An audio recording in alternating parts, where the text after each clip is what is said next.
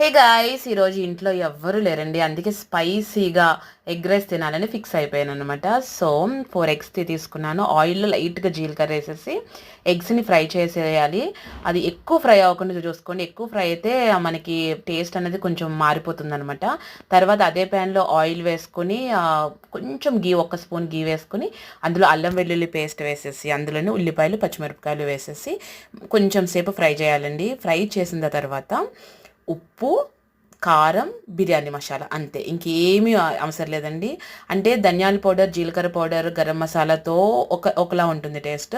Only biryani masala తర్వాత అల్లం వెల్లుల్లి పేస్ట్తో మాత్రమే చేసింది ఒక రకమైన టేస్ట్ అనమాట. సో నేను రెగ్యులర్గా అయితే నేను బిర్యానీ మసాలాతో చేస్తానండి. కొంచెం బాగుంటుంది టేస్ట్ అనిపిస్తుంది అనమాట.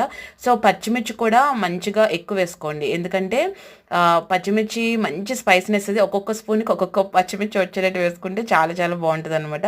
సో ఎక్కువ స్పైసీ ఇంట్రెస్ట్ ఉన్న వాళ్ళు లేకపోతే నార్మల్గానే వేసుకోవచ్చు. సో వండిన అన్నాన్ని వేసేసుకుని మనం మంచిగా కలిపేసుకోవాలండి. అన్నం మాత్రం పదునుగా ఉండాలి. ఎక్కువ ముద్దగా ఉంటే టేస్ట్ అంత బాగోదండి. సో ఒక్క 5 మినిట్స్ అన్నది మగ్గపెట్టండి. మగ్గపెడితే అంటే మూత పెట్టి ఇలా మగ్గ పెడితే ఫ్లేవర్ అంతా అన్నంకి మొత్తం రైస్కి పట్టేస్తుంది అనమాట. సో చాలా చాలా బాగుంటుంది. రైతాతో అయితే అద్దరిపోతుంది. రైతా చేసుకునే ఓపిక లేదు నాలాగా అనుకుంటే హ్యాపీగా పెరుగుతో కూడా తినేసేయచ్చు అనమాట. చాలా చాలా బాగుంటుంది.